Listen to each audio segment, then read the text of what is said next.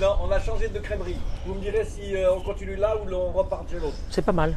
C'est pas mauvais ça. C'est pas mal du tout. C'est pas mauvais. Hein. Pour la réfoua chez les mains de Karla Rivka Badrachel. Richard, s'il te plaît. Monique Esther Batodet. Joël Tihila Batodet. Lise Noémie Badjili Frecha. Monique Esther Batodet. Chaya Hana Batsara. Jocelyne Batoraïda. Et Michael Ben Léa. Mishar Kol Chole Amecha Israël. Amen Ken Yeh Ratzon. Brigitte Koueka Bat Lola Yakuta. Olivier, si ça te dérange pas de me remplir mon verre de jus d'orange, au moins tu serviras à quelque chose ce matin. Amen, Toda Rabba, Chazak ou Baruch. Merci mon cher. Boker Tov. Bracha ve'atzlacha dans ce soleil du 1er mai. On n'a pas le muguet, mais on est là, on est Israël. Hein? On a le soleil, on est bien. Merci Olivier. Todaraba, mon chéri. Olivier, j'étais à un pidion à Ben, rachat du 1er mai. Ils m'ont dit, montrez-nous Olivier. Je ne le vous montrerai jamais. Parce qu'après, la vraie question qui va se poser, elle est la suivante. Non, est-ce que vraiment Olivier existe? Bracha ve'atzlacha. Est-ce que vraiment Olivier existe ou c'est juste une invention du Rav tous les matins de dire Olivier? On ne sait pas. Bracha ve'atzlacha, on attend que tout le monde se connecte avec nous. Allez, on va commencer ce cours de Torah dans ce soleil extraordinaire, ce ciel bleu. Merci Boré Olam, merci à Kadosh Baruch Hu ce matin qu'on peut parler quelques mots de Torah et on y va. Je vais prendre juste une idée de la paracha de cette semaine que nous allons faire ce Shabbat, Be'ezrat Hashem, qui est la paracha de Est mort. Merci Eric. Et nous allons aller vers quelque chose. Moi, je dirais aux grands-parents qui nous écoutent de transmettre cela à leurs enfants qui sont aujourd'hui des parents. Vous savez, je vais vous dire une chose. Vous savez quand est-ce qu'on sera heureux? On sera, nous, heureux le jour où nos enfants seront équilibrés et produiront un schéma normal de la vie. Mais il y a un vrai travail à faire. Je voudrais simplement mettre quelques sonnettes d'alarme ce matin pour que Be'ezrat Hashem, vos enfants seront des êtres humains normaux.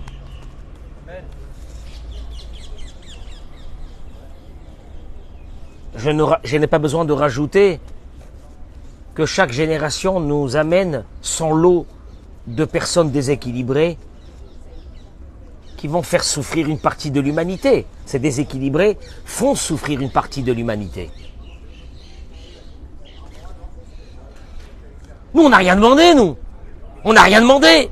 On va se retrouver confrontés avec des personnes qui sont déséquilibrées. Ils vont être là, ils vont nous briser notre vie.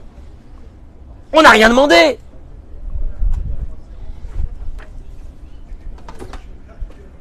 Et jusqu'à quand ça va continuer comme ça? D'avoir des personnes déséquilibrées? Mais les personnes déséquilibrées, c'est même pas de leur faute.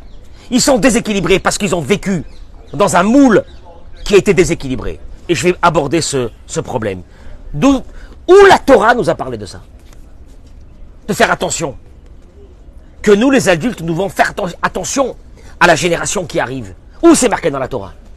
Vayomer Adonai el Moshe. Hachem, il dit à Moshe. Et mort el Kohanim. Dit aux prêtres, aux Kohanim, les enfants de Aaron, Ve'amarta alehem.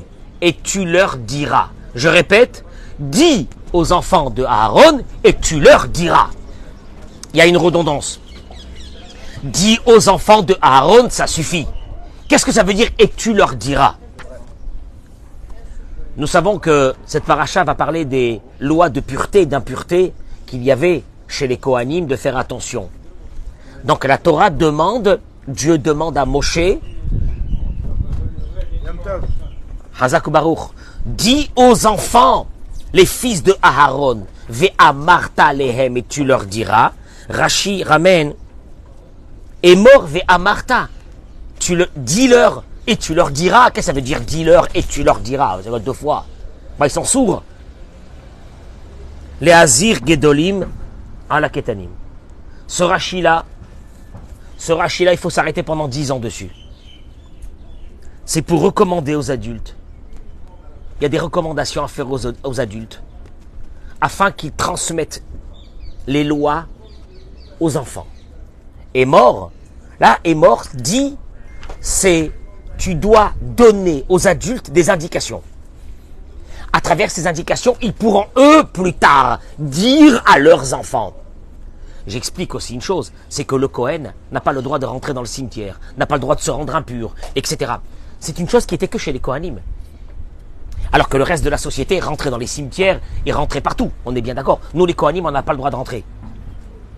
La Torah te dit, écoute-moi bien, tu veux que ces lois et ces valeurs passent à tes enfants. D'abord, avant de les faire passer aux enfants, il y a des recommandations à faire aux adultes. C'est quoi les recommandations à faire aux adultes pour que les enfants écoutent ce qu'on va leur dire? En fait, ici la Torah... Mais oui, ici la Torah te dit, recommande...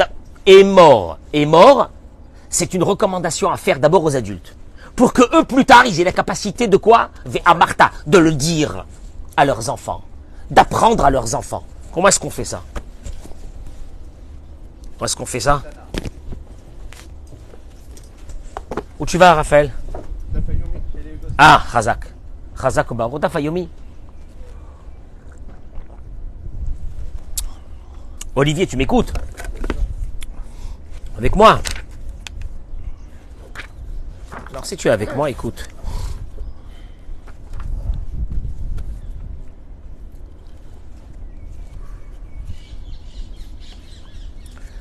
Où est-ce que j'ai mis ça?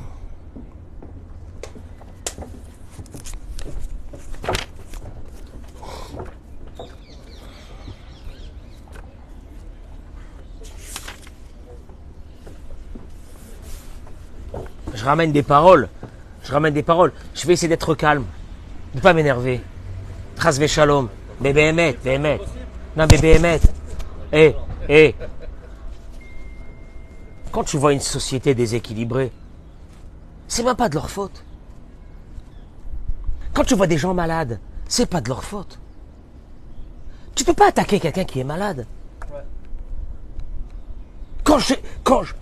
Je le répète, 99% de notre vie, elle a été basée dans notre jeunesse, dans le foyer dans lequel on a vécu. Tu vas pas attaquer ces personnes. Mais ces personnes, ils sont là. Ils vont faire la société d'aujourd'hui. Nos enfants feront la société de demain. Dans quel état? Et des fois, je dis à des personnes, vas-y, investis maintenant. Tu sais pourquoi? Parce que à l'âge de la retraite, où tu seras tranquille dans ta vie, où tu auras le chaos dans ta vie. Parce que ça va être la catastrophe avec tes enfants. Toi, tu crois que tu vas terminer le jour où tu vas te débarrasser d'eux, qui vont se marier, qui vont partir de la maison? Mon œil. Tu sais même pas ce qui t'attend. Tu sais pourquoi? Ces années-là sont les années de jeunesse. Elles font peur, tellement qu'elles sont déterminantes dans la vie de tes enfants, de ta famille, que tu as mis au monde. Il dit le Rav une chose extraordinaire, le Rav Zamir Cohen, je l'adore. Il dit, je vais rien que lire. Je vais lire et vous allez partir. Ce qui va vous rentrer dans votre tête, c'est à vous de voir. Partagez-moi ce cours, je vous en supplie, mesdames et messieurs. Orim Rabim Svurim Betaout, il dit le Rav. Beaucoup de parents pensent avec erreur, qui a l'idée ribouille, richet, misrakim, avec le matériel qu'ils donnent à leurs enfants, les jeux qui coûtent très cher, les habits, les marques. Non, chez nous, non. Non, chez nous, on s'habille pas chez Zara. Enfin, voyons. On va descendre comme ça. Baruch Hashem, on n'est pas des clochards. Non, mais Baruch Hashem, on a les moyens. Il te dit, ses parents pensent. Et Marnikim le Tsumatlev, avec ses marques qu'il lui donne et ces choses chères qu'il lui achète. Donc, à travers ça, il lui donne de l'amour. Et ses parents sont satisfaits d'eux. Ils sont sûrs qu'à travers tous ces cadeaux qui lui font. Le besoin de l'âme de l'enfant est rassasié. Ahmatsoui, lishma dafka morim elet miata magdola. Mais tu vois que des fois, ses parents eux-mêmes, d'un seul coup, ils ouvrent leur bouche et ils commencent à parler. Qu'est-ce qu'ils disent? Ils disent, nous, quand on a été des enfants, chez nos parents, on n'avait rien. On n'a pas reçu 10% de ce que nous, on donne aujourd'hui à nos enfants. Et pourtant, nous étions tellement respectueux de nos parents, attachés à nos parents. Nous les aimions de tout notre cœur. Nous les honorons. Et nous écoutons ce qu'ils nous disaient. Pourquoi nos enfants, qui reçoivent 100 fois plus que ce que nous, on a reçu de nos parents, ils sont jamais contents. Ils ne respectent pas. Et on a l'impression qu'ils ne nous aiment pas. Elle est là ou elle n'est pas là? Allez, on y va. Ta'outam, Agdola shel haorim haelu. Moi, je te dis la vérité. Je te dis la vérité. Ce cours de Torah doit être écouté et réécouté et réécouté. La femme et l'homme ensemble. Parce que, non, c'est pas ça. Parce que sachez une chose, vous allez le payer bonbon. Vous allez le payer cher un jour. Vous allez le payer cher un jour. Vous pensez que vous le payez à la maison, mais les petits soucis que vos enfants vous font aujourd'hui, c'est rien par rapport. Et pourquoi tout ça? Il y a des petits réglages à faire. Et ces petits réglages, ils manquent. Il dit, Ta'outa magdola shelotam haorim. L'erreur grossière de ses parents. Ne'utza be'uvda vient à cause que ils ont dans l'idée.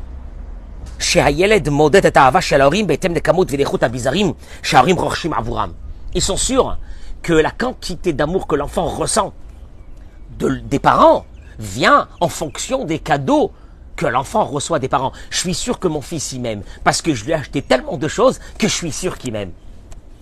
Oula Maemeti.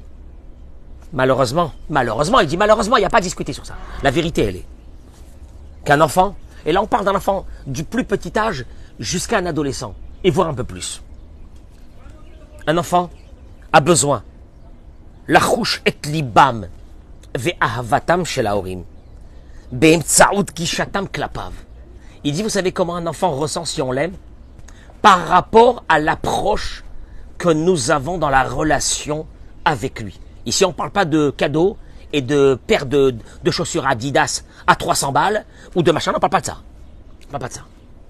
La façon de tisser une relation avec cet enfant. Parce qu'il te dit, les cadeaux, pour lui, un enfant, c'est naturel de recevoir de ses parents. Quand tu vas demander à un enfant, mais tu ressens que c'est quelque chose d'extraordinaire que tes parents t'achètent ça, qu'est-ce qu'il va te dire? C'est normal, c'est mes parents.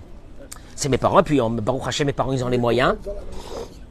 Mes parents, ils ont les moyens, mes copains, non, oui, mes copains, ils ont la même chose de toute façon. Je veux dire, c'est tout à fait naturel. Donc, c'est pas à travers les cadeaux, c'est pas à travers les choses que tu vas gâter un enfant qui va ressentir que tu l'aimes. Vous allez le voir. Quand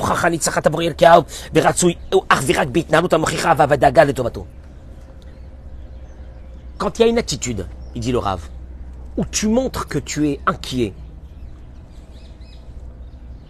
attentif à la vie de ton enfant, c'est là que l'enfant ressent que tu l'aimes. Quand un enfant pose une question, de quelle façon tu vas t'arrêter pour l'écouter? Ou tu vas pas t'arrêter? Non, arrête de dire des bêtises. Arrête de dire, mais c'est pas tranquille, tu vas saouler. Ou bien, il dit quelque chose, tu lui dis, attends, qu'est-ce que tu viens de dire là? Ah ouais. Et puis après, il dit, souvent, un enfant, quand il fait une bêtise, on est là pour on est là pour crier. Mais quand il fait quelque chose de bien,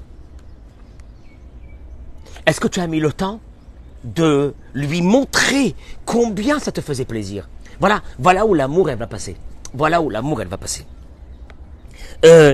Rishat kavod retzenotav. Gamim lo tamid yaskimu. Il te demande quelque chose. Ne lui dis pas arrête avec ça, tu m'as saoulé. Arrête avec ça. Qu'est-ce que tu veux? Tu veux cette chose-là? Viens, on va s'asseoir. Je voudrais écouter qu'est-ce que tu as besoin. Qu'est-ce que tu vas acheter? Tu vas acheter une trottinette électrique? Viens, on va s'asseoir. Viens. Tu penses que tu as besoin d'une trottinette? Peut-être que c'est vrai ce que tu dis. Que c'est bien si tu avais une trottinette électrique, ça aurait été plus facile pour toi, etc. Très bien. Ouais. J'écoute ce que tu dis. Et de là, si toi tu penses que c'est pas bien pour cet enfant, tu argumentes. Mais tu le rejettes pas avec sa demande. Si je te rejette avec une demande, c'est quoi? Ça me manque de respect. Manque de respect. Où est l'amour ici? Il dit que l'Omar, il dit, bien sûr que les parents n'ont pas à remplir tous les besoins de l'enfant. Mais Idach,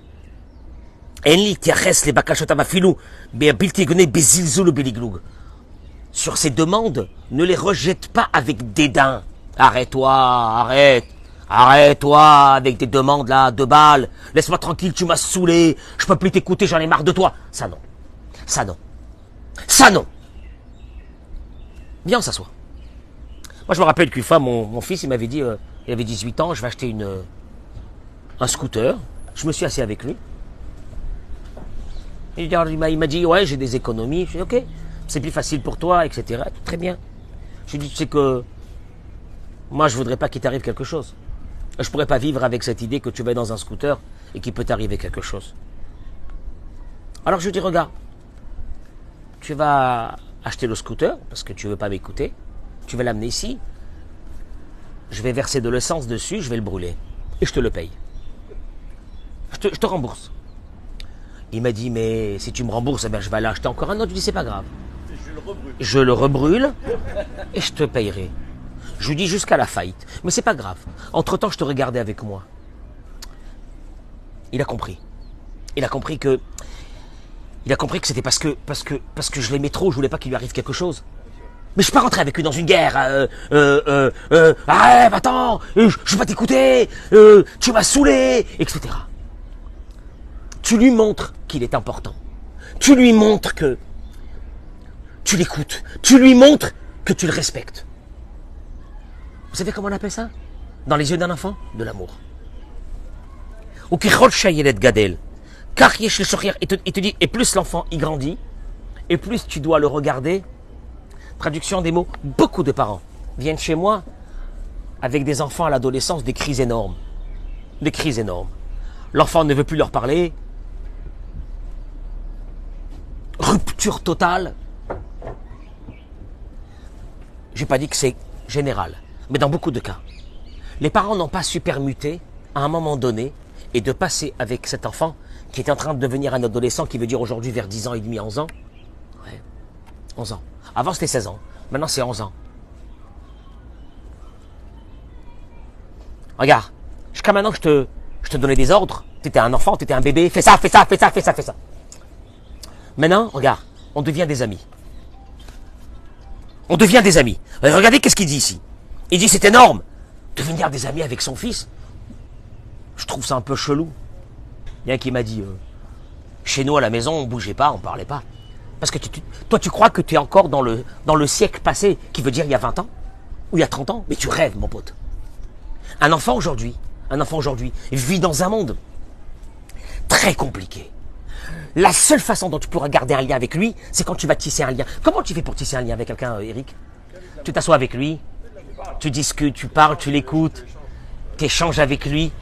Si tu sais pas faire ça, avec un enfant qui a 12 ans, tu l'as perdu.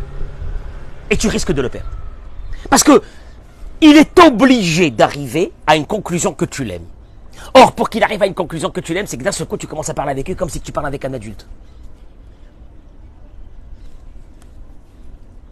Il ramène ici une chose extraordinaire. Il dit que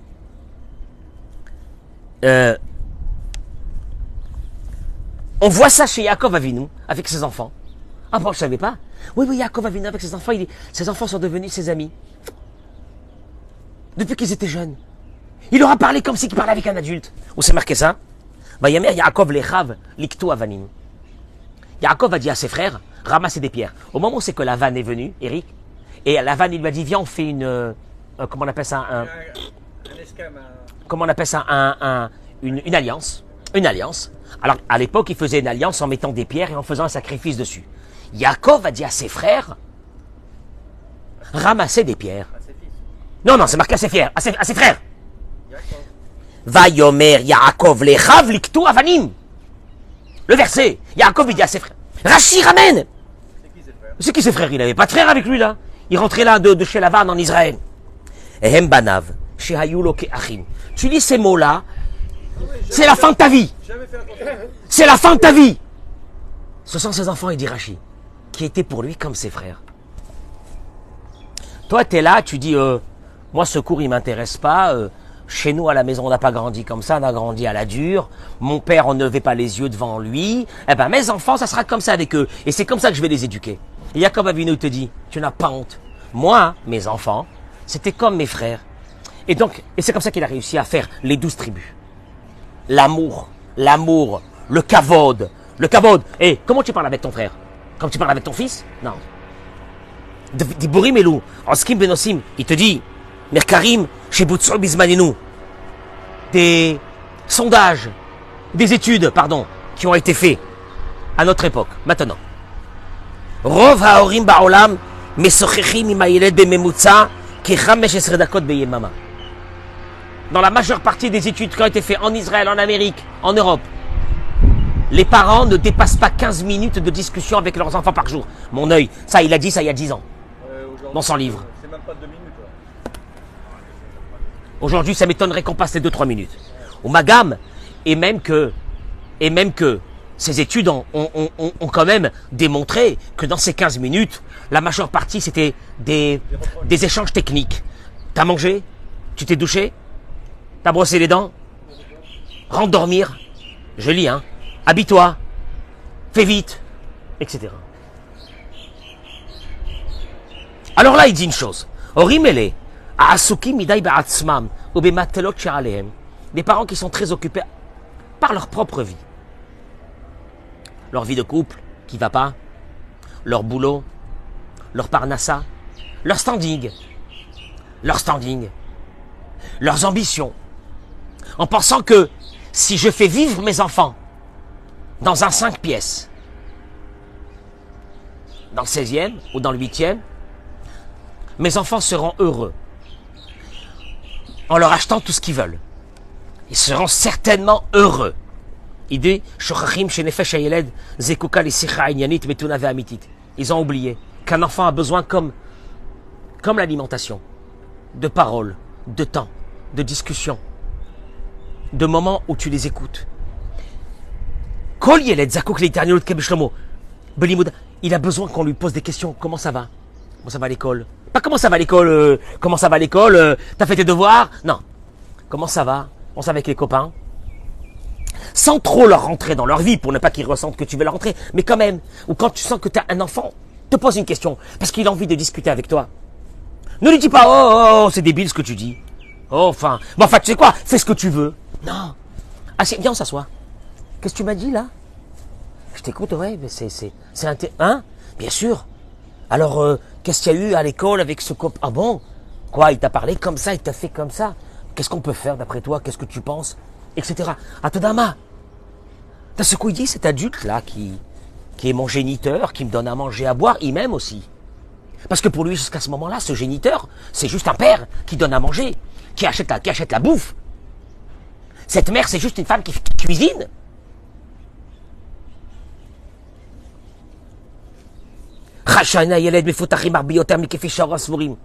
Sachez que les chaïchanim, les alarmes d'un enfant sont très développées, beaucoup plus que ce que les parents peuvent penser.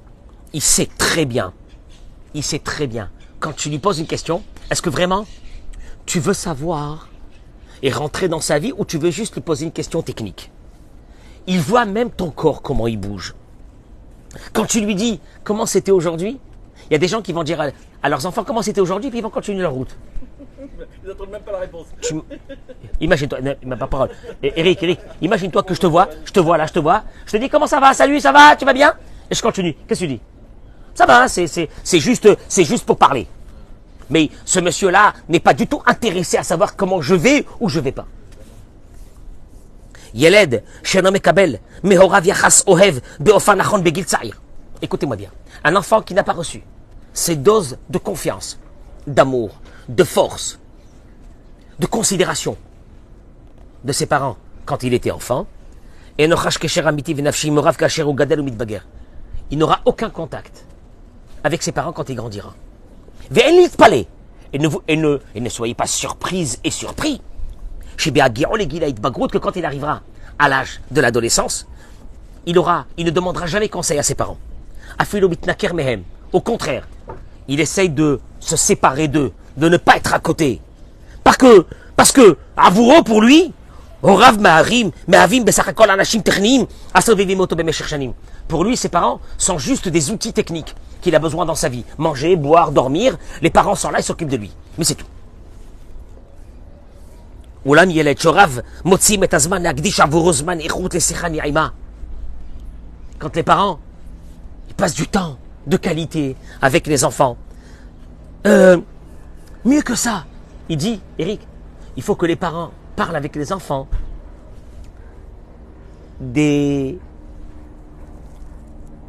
voilà, ils vont faire quelque chose dans la maison, ou les prochaines vacances, ou on va changer quelque chose dans la maison, ou papa il veut changer de travail, ou quoi, de s'asseoir avec les grands et de discuter avec eux. De les associer, c'est énorme. C'est énorme. En les associant aux choses de la maison, tu lui montres que c'est un partenaire, que tu attends de lui une réponse, et que tu attends de lui un conseil. Imagine-toi, Richard, je t'appelle, je te dis, je t'en supplie, qu'est-ce que tu penses de ça? Tu vas dire qu'on la cavode, il m'a appelé pour me demander qu'est-ce que je pense. Ça veut dire qu'il y a un lien, il y a un lien entre nous et nos enfants.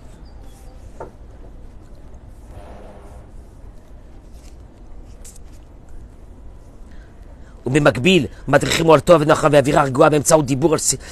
dit, et c'est là que tu auras des portes qui vont s'ouvrir dans le cœur de cet enfant pour le guider. Je termine juste par une chose. Il dit, il y a beaucoup de parents que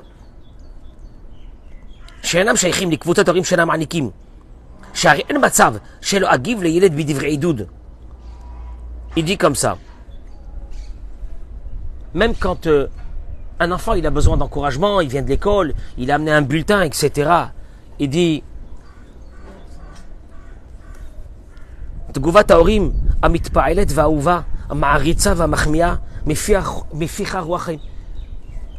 un enfant, il peut t'amener un bulletin, hein, c'est bien, c'est bien. Bon, tu aurais pu faire mieux. Mais bon, ça va. Ou bien tu lui dis, je suis émerveillé, je suis fier. Kolakavod. Montrer de l'émerveillement dans nos yeux. Quand un enfant il fait quelque chose, je sais pas moi, ta fille elle est rentrée à la maison, elle a fait la vaisselle. Admettons, tu viens, tu lui dis Kolakavod. Béhémet, je suis fier de toi. C'est extraordinaire. Ainsi de suite. C'est très important de le faire. Il dit, mais ficha roi chaim. Mais malheureusement, tu veux que je te dise une chose? Les enfants qui n'ont pas reçu de considération, d'encouragement, de kavod, de respect de la part de leurs parents, quand ils grandiront, ils seront incapables. Écoutez-moi bien ce que je vous dis. C'est énorme ce que je vais dire maintenant. Ils seront incapables d'encourager les autres, ni leurs enfants, ni leurs maris, et ni leurs femmes. Rien. Ceux qu'ils ont vécu dans une maison où la castration a été de mise, ils castreront tous ceux qui seront à côté d'eux. Jamais ils diront un mot qui est bon. Jamais. C'est pourquoi? Parce que ça n'existe pas chez eux, ça. Chez eux, ça existe que la critique. Mais jamais ils ont reçu des mots qui sont bien. Faites de ça des couples et vous allez voir. Et c'est pour ça qu'on arrive aujourd'hui à des divorces. On est à un partout. Un mariage, un divorce. C'est bien. C'est bien. Mais ça vient d'où ça? Ça vient quand un enfant a grandi dans une maison. Les maisons, je les appelle moi les maisons de l'horreur. Les maisons de l'horreur. Où il y avait des adultes qui étaient des sauvages. C'était ses parents là, de ces enfants. Malheureusement, c'est que ces enfants aujourd'hui sont les adultes de la nouvelle génération. Et ils sont en train de briser la prochaine génération. Parce qu'il n'y a pas eu ça. Parce qu'il n'y a pas eu cette considération qui est le souffle de la vie d'un être humain. Il dit la première chose. Ce qu'un enfant il a besoin dans une maison. Avira regoua babaït. Du calme dans une maison. Il dit Matzav kaze aloul, une maison où il y a la guerre. Matzav kaze aloul, il y a de la guerre, bimirut, le matzav shebo kol suga mahmaot varafat ava, lo yatzlichu li rape karaou yet pitzai nafsho. Il dit un enfant qui a vécu dans une maison où il y a la guerre, qu'elle soit calme ou qu'elle soit latente ou qu'elle soit devant tout le monde. Un enfant pareil est un blessé. Il est un blessé, un blessé très grave. Tu as vu des fois des blessés très graves, là, qu'on les prend dans les ambulances, c'est des blessés de la vie. Après, même si tu lui dis des mots, etc., mais il est blessé de son âme. Parce qu'il a vécu dans une maison, la maison de la terreur. Parce que pour un enfant, c'est la maison de la terreur. Quand il voit des adultes en train de se battre, c'est la maison de la terreur. Il termine, et avec ça, ça y est. Il dit, il y a des routes moufrezet chez Laorim à Abaït. L'un des dégâts de notre génération. Le manque de présence des parents dans la maison. Washia, il dit, Babaït, Sha'ot Rabot Bechol Yom, quand un enfant il reste seul dans la maison, des heures entières. Va filou Shabbatot Shlemot, ou bien même des Shabbats entiers et des fêtes. Chez d'autres personnes. Alors que les parents ne sont pas là. D'autres personnes, ils disent, ça peut être les grands-parents, ça peut être etc. Quand un enfant n'a pas vécu dans sa maison avec ses parents, quand il a vécu dans sa maison avec sa nounou, et après il a vécu dans la maison de papy et mamie, mais il n'a jamais vécu dans sa maison avec ses parents. Et oui, parce que les parents étaient des personnes très importantes qui gagnaient qui avaient des grosses carrières. Il dit des fois, ce manque de présence des parents, c'est à cause que la parnassa, il faut aller la chercher.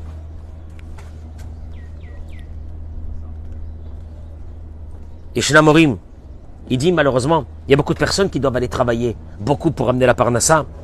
Ou là, Mieshnam, tu peux pas faire autrement. Ceux qui doivent amener à manger, ils sont amenés à manger, que tu veux qu'ils fassent. Mais il dit malheureusement, Yeshnam chez Carriera, il y a des personnes, des carriéristes, chez Parnassata Metsuya Berevar, qui gagnent déjà pas mal bien leur vie. Mais avec un choix, ils ont sacrifié leur vie pour leur carrière. Al-Khejbona, il a dit. Alors dans ce cas-là, le Rav il dit une chose, n'amène pas d'enfants. Tu veux faire une carrière, te marie pas. Ne te marie pas. Tu fais une carrière et tu mets des enfants au monde qui deviendront les malades de la génération future pour faire souffrir d'autres personnes, tu paieras plus cher dans ta vie. Tu le paieras très cher dans ta vie. En deux mots, qu'est-ce qu'il te dit le Rav? Ils ont besoin de nous, les enfants. Ils ont besoin de calme. Ils ont besoin de parents responsables. Ils ont besoin de parents cachés.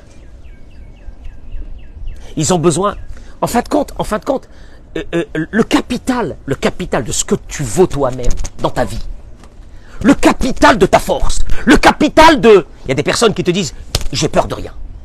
D'où ça leur vient ça? Il y en a d'autres qui te disent, je vais mourir de chaque chose. Il y a des personnes qui sont comme ça. D'où ça leur vient ça? Le caractère, il ressemble à son grand-père. Mon œil! Il y a eu des parents qui étaient là et qui ont donné, qui ont dit à cet enfant, mais vas-y, je compte sur toi, t'es le meilleur, vas-y, t'es le meilleur, toi, viens ici, qu'est-ce que t'as? Viens, on s'assoit, viens, on sort ensemble, viens, je vais discuter avec toi, viens, je te prends, on va y aller dehors. Pour un adolescent, la plus grande thérapie, c'est quand un papa, tranquillement, mon fils, viens, tu es pas bien, viens, on sort. Pas ouais, j'en ai marre de toi, tu m'as saoulé, etc. Viens, on va sortir dehors, on va aller manger un bout, on va discuter ensemble. Et il dit une chose, les repas de Shabbat, qui auraient dû être le meilleur moment, où les enfants parlent, discutent, et nous, les parents, on reprend ce qu'ils disent, on approfondit avec eux ou avec elles, on regarde un peu les choses qu'ils ont dans leur vie, les soucis qu'ils ont dans leur vie, tout ça. Vous savez comment on appelle tout ça? Il te dit, le Rashi te dit, et mort vea Martha. Tu avertiras d'abord les grands. Et tu les recommanderas sur beaucoup de recommandations, avant que eux, ils puissent recommander à leurs enfants. Vraiment, j'ai touché à peine ici un détail de l'éducation. Le détail de l'éducation, c'est que les enfants, ne te dis pas, je vais leur donner le matériel. Les enfants, ils ont besoin, surtout avant ce matériel, et encore mieux que ce matériel, la considération que tu vas leur donner. Depuis qu'ils sont petits. Très important ce que je vous dis. Bracha ve'atzlacha, toda rabba. Très bonne journée, amen Kenya.